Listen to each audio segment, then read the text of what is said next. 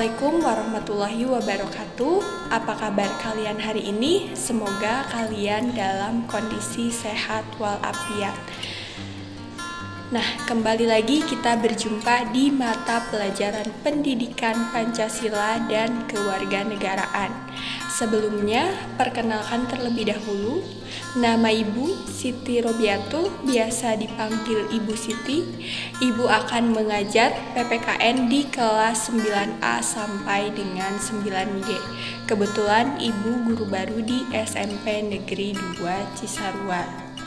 Nah, sekarang pada kesempatan kali ini kita akan membahas materi terkait keberagaman masyarakat Indonesia dalam bingkai Bhinneka Tunggal Ika. Namun sebelum ke pematerian, alangkah lebih baiknya kalian siapkan terlebih dahulu buku catatan dan buku paket PPKN kalian. Langsung saja kita masuk ke pematerian terkait keberagaman masyarakat Indonesia dalam bingkai Bhinneka Tunggal Ika. Nah, seperti yang kalian ketahui bahwa bangsa Indonesia adalah bangsa yang besar, terdiri dari 34 provinsi dengan ribuan pulau yang berada di dalamnya. Hal inilah yang kemudian menyebabkan semakin beragamnya kebudayaan yang dimiliki oleh bangsa Indonesia. Keberagaman dalam masyarakat Indonesia sendiri dapat kita lihat dari keberagaman suku bangsa, kemudian ada ras, kemudian agama dan kepercayaan, hingga keberagaman antar golongan. Nah, keberagaman ini dapat menimbulkan berbagai masalah yang mengarah pada perpecahan. Untuk itu diperlukan alat pemersatu bangsa seperti Dasar Negara Pancasila, Undang-Undang Dasar tahun 1945, kemudian Semboyan Bhinneka Tunggal Ika, dan lambang identitas nasional seperti bendera merah putih, kemudian bahasa yaitu bahasa Indonesia, dan lagu kebangsaan Indonesia yaitu Indonesia Raya. Tidak hanya itu, dalam rangka menjaga keutuhan wilayah Negara Kesatuan Republik Indonesia diperlukan prinsip persatuan dan kesatuan. Seperti yang telah dijelaskan pada pertemuan sebelumnya, ada 5 prinsip terkait persatuan dan kesatuan ini. Di antaranya yang pertama itu ada prinsip Bhinneka Tunggal Ika. Artinya di sini kita mengakui adanya keberagaman dalam masyarakat Indonesia, baik itu keberagaman suku, kemudian agama, ras, kepercayaan, atau bahkan antar golongan. Dalam hal ini, ketika kita mengedepankan prinsip Bhinneka Tunggal Ika, walaupun kita berbeda-beda, walaupun kita berasal dari latar belakang yang berbeda, tetapi kita tetap satu kesatuan, yaitu sebagai bangsa Indonesia. Kemudian yang kedua ada prinsip nasionalisme. Nah, prinsip nasionalisme ini artinya kita cinta tanah air. Sikap kita mencintai bangsa Indonesia, tentu tanpa memandang rendah bangsa lain.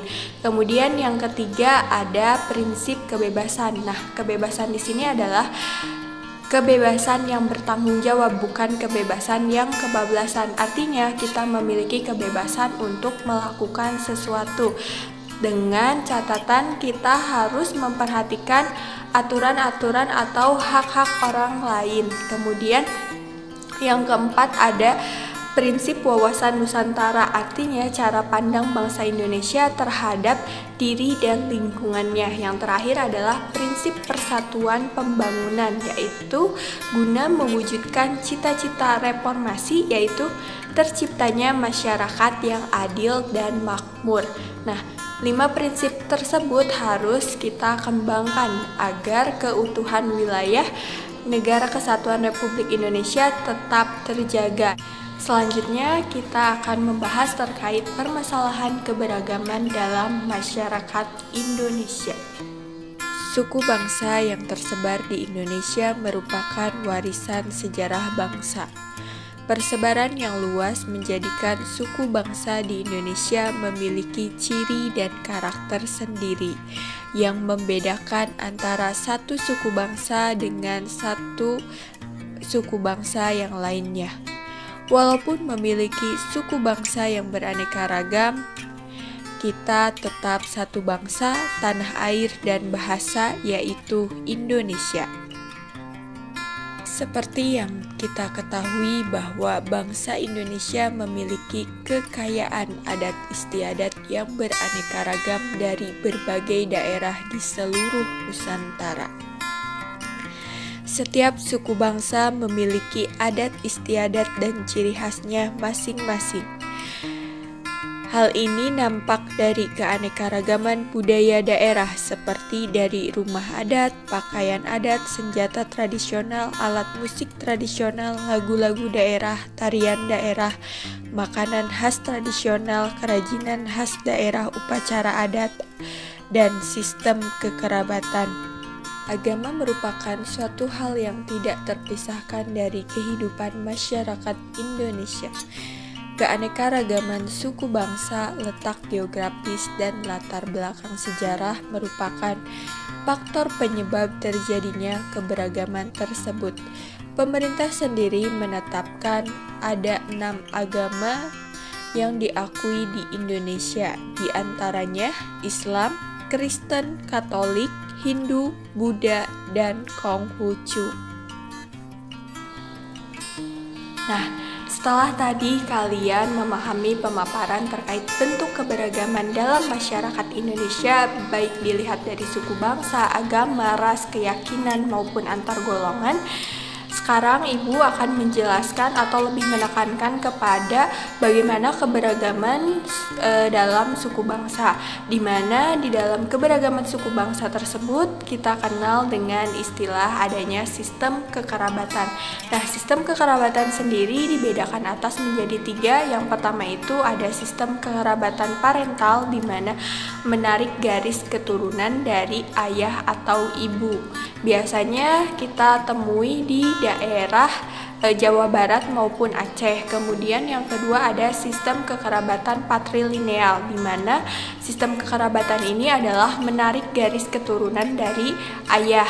Misal ketika kita dari suku Sunda menikah dengan laki-laki yang berasal dari suku Batak, otomatis nama di belakang kita akan ada marga dari suami kita. Misalnya marga suami kita adalah Simanjuntak. Kemudian begitu pula ketika kita mempunyai anak, maka anaknya pun akan ada marga Simanjuntaknya.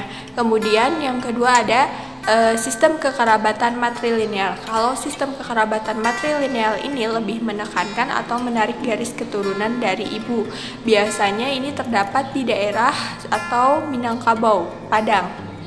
Nah, misal ketika seorang laki-laki Sunda menikahi seorang perempuan dari Minangkabau dan perempuan tersebut memiliki marga Caniago, otomatis pihak laki-laki dari suku Sunda ini di nama akhirnya akan ada marga Caniagonya. Begitu juga anaknya akan menarik garis keturunan dari ibu, otomatis nama akhir di si anak itu akan ada marga Caniago. Nah, sampai sini semoga kalian paham terkait 3 macam sistem kekerabatan, baik itu parental, matrilineal, maupun patrilineal. Nah, selanjutnya kita akan membahas terkait pengaruh dari adanya keberagaman dalam masyarakat Indonesia.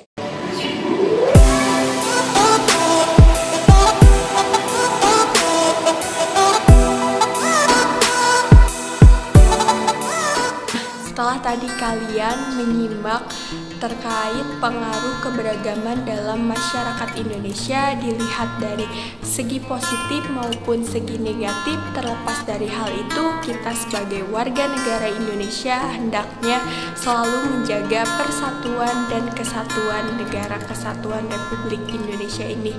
Perbedaan tersebut bukanlah dijadikan sebagai hal yang dapat menimbulkan perpecahan di dalam masyarakat, melainkan harus dijadikan sebagai kekayaan yang dimiliki oleh bangsa Indonesia. Nah, sekian pematerian kita hari ini, kurang lebihnya mohon maaf. Sampai jumpa di pertemuan berikutnya. Wassalamualaikum warahmatullahi wabarakatuh.